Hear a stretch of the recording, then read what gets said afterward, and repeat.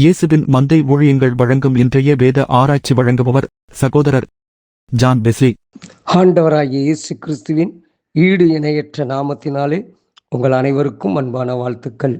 இந்த நாளுக்கான வேத வசனம் அப்போஸ்தலனாகிய பவுல் தெசலோனிக்கேயருக்கு எழுதின 1 நிருபம் 5ஆம் அதிகாரம் 18ஆம் வசனம். எல்லாவற்றிலேயும் ஸ்தோத்திரம் செய்யுங்கள், அப்படி செய்வதே கிறிஸ்து இயேசுவுக்குள் உங்களை குறித்து தேவனுடைய சித்தமாய் இருக்கிறது. ஆம் அருமையானவர்களே, நாம் கர்த்தருடைய உள்ளங்கைகளில் வரையப்பட்டு இருக்கிறோம்.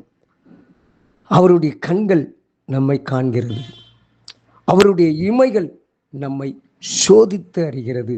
இதெல்லாம் வேதம் நமக்கு கற்றுக் கொடுக்கிறது.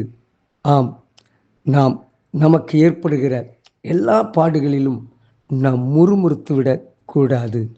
நாம் ஆண்டவருடைய சமூகத்திலே ஸ்தோத்திரம் செலுத்த நாம் கடமைப்பட்டவர்களாய் இருக்கிறோம். ஆம், யோபுவனுடைய வாழ்க்கையிலே துன்பத்தை குறித்து ஒவ்வொன்றாக அவன் கேள்விப்படுகிறான்.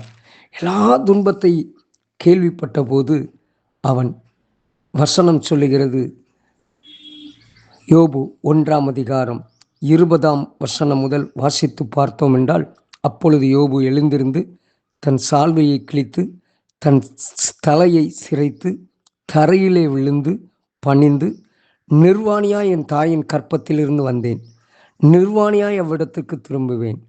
கர்த்தர் கொடுத்தார், கர்த்தர் எடுத்தார், கர்த்தருடைய நாமத்துக்கு தோத்திரம் என்றான். இவை எல்லாவற்றிலும் யோபு பாவம் செய்யவும் இல்லை, தேவனை பற்றி குறை சொல்லவும் இல்லை.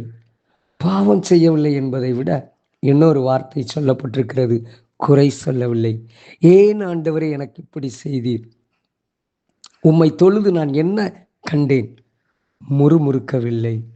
அவனுடைய மனைவி அவனுடைய உத்தமத்தை பார்த்து அவளுக்கு கோபத்திலே சொல்கிறார், நீர் இன்னும் உம்முடைய உத்தமத்தில் உறுதியாய் நிற்கிறீரோ? தேவனை தூஷித்து ஜீவனை விடும். அவனுடைய நண்பர்கள் எல்லாரும் அவனை தூற்றுகிறார்கள். ஆனால் வசனம் சொல்கிறது, அவன் ஆண்டவர் மேல் அத்தனை நம்பிக்கையோடு காணப்பட்டான். இந்த கால வேளையிலே நம்மை குறித்தும் வேதம் சொல்லுகிறது. ஒருவேளை யோபுக்கு வந்த பாடுகள் நமக்கு வராமல் இருக்கலாம், ஆனால் நமக்கு வேதம் ஒரு காரியத்தை கற்றுக் கொடுக்கிறது.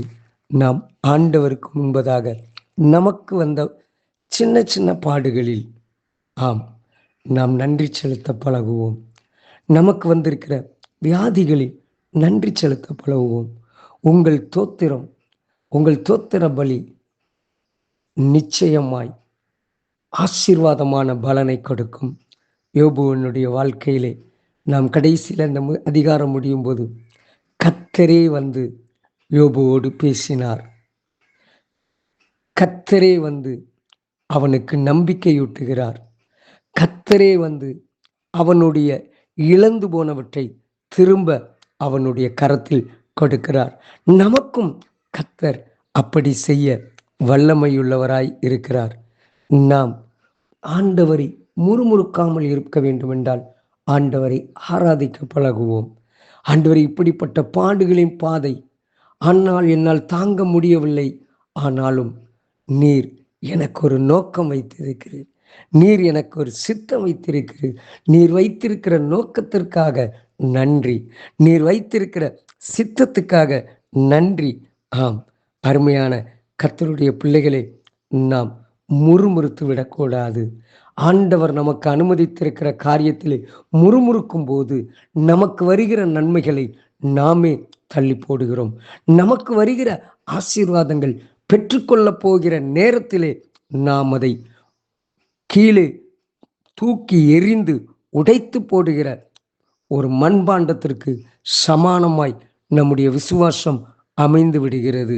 அருமையான கர்த்தருடைய பிள்ளைகளே, நாம் ஒருபோதும் முறுமுறுத்து விடக்கூடாது. இஸ்ரவேல் ஜனங்கள் எகிப்திலிருந்து கானானுக்கு வரும்போது ஆண்டவர் அவர்களை அழைத்து செல்கிறார். 40 நாளில் கொண்டு செல்ல வேண்டும் என்று எண்ணுகிறார்.